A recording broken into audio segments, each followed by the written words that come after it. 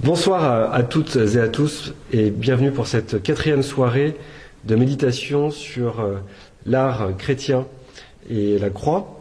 Nous étudions ce soir la croix transfigurée avec le Père Bernard Clasen toujours. Et Père Bernard, nous étions donc à Ravenne la semaine dernière. Nous y retournons ce soir pour y voir à nouveau une des plus anciennes croix avec, je crois, encore bien des surprises. Je vous laisse la parole. Bonsoir à tous et en effet, à nouveau, un petit voyage à Ravenne, mais cette fois-ci vu du ciel. Nous avons une basilique du VIe siècle, tout ce qui est plus classique. Je vous ai dit la dernière fois que c'est la forme classique, donc ce n'est pas une forme de croix.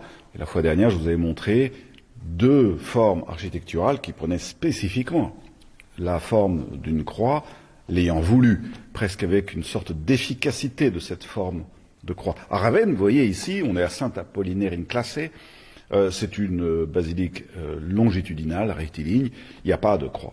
Par contre, à l'intérieur, quelques surprises nous attendent.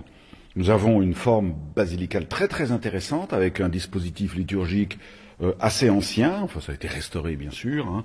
Nous avons des arcades avec une marqueterie de marbre, enfin bon. Tout ça, c'est remarquable à aller voir. Mais le plus étonnant, c'est bel et bien ce qu'on voit dans l'abside. Une mosaïque, elle aussi très ancienne. La dernière fois, nous étions dans les années 400. Ici, on est au VIe siècle, un siècle et demi à peu près après. Et on a une mosaïque avec une croix, évidemment. On ne voit presque plus que ça. Une croix sur fond bleu. Donc là, on peut dire qu'il y a dans l'art chrétien vraiment l'apparition d'une croix monumentale dans l'abside, ce qui est quand même absolument extraordinaire. Et c'est une nouveauté absolue. Si on s'approche un petit peu de cette mosaïque, on voit un évêque dans le registre inférieur. C'est le fameux Apollinaire qui a fondé l'église de Ravenne. Et donc il représente le ministère de l'église. Et il est sous la croix, il représente le ministère de l'Église, et vous voyez, il y a une ribambelle de moutons à gauche et à droite, il y en a 12, et donc il est vraiment dans la continuité des apôtres, les colonnes de l'Église, quoi. Et les voilà qui sont sous la croix.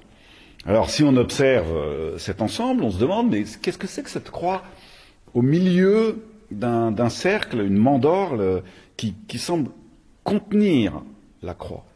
Eh bien, c'est un petit peu difficile à voir, hein. En fait, c'est une transfiguration. La transfiguration, c'est véritablement le moment où le Christ montre sa gloire. Il vient d'annoncer sa mort et sa résurrection, les apôtres ne comprennent rien du tout, et en quelque sorte, il les rassure en étant transfiguré devant eux, c'est-à-dire en montrant la plénitude de sa divinité. Or, vous vous souvenez, la transfiguration, on a Pierre, Jacques et Jean. Où sont-ils? Eh bien, c'est les petits moutons qu'il y a au-dessus. Vous en avez 12 en bas, 6 d'un côté, 6 de l'autre. Et en haut, quand vous regardez, vous avez dans les nuages Élie et Moïse. Et en dessous, vous avez 2 petits moutons à droite, un mouton à gauche. C'est donc une transfiguration. C'est le symbole d'une transfiguration.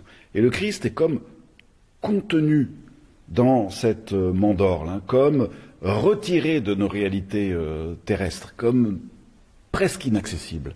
Ça, c'est quelque chose qu'on va garder pas mal dans l'histoire de l'art. Nous le retrouvons avec nos mandorles dans l'architecture romane, la sculpture romane, où le Christ est très souvent tenu, en effet, dans une espèce d'enveloppe, comme retiré.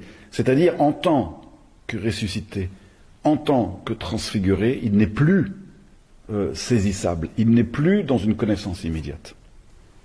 Et, Père Bernard, petite question. Vous nous montrez ici effectivement le Christ représenté par une croix. Est-ce qu'à cette époque, on ne veut pas représenter le Christ? Est-ce que c'est interdit? Oui, alors ça, c'est un très grand thème.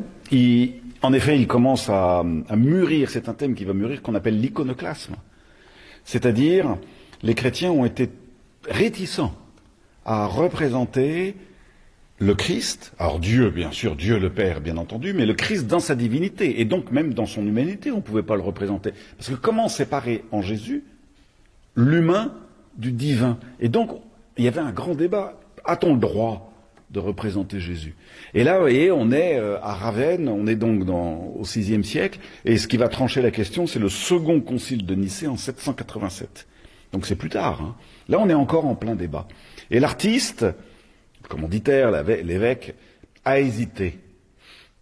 Et alors, ce qui est très intéressant, c'est que il représente le Christ, donc le Christ transfiguré, donc dans la plénitude de son humanité, plénitude de sa divinité, sous la forme d'une croix. Donc rien à voir avec la croix de souffrance, avec la passion du Christ, mais avec la transfiguration du Christ.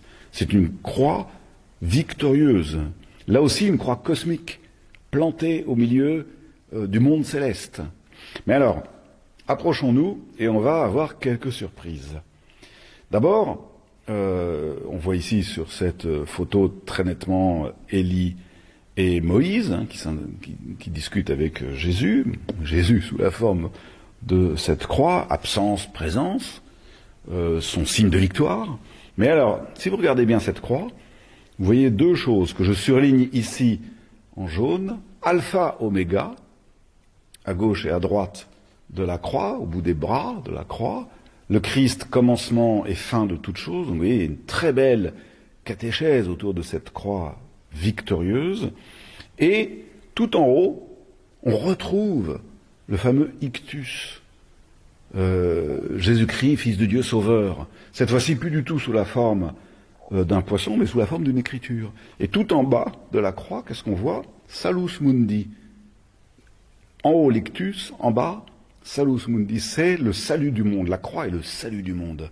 Donc c'est une croix une transfiguration, de l'épreuve, victoire sur la mort.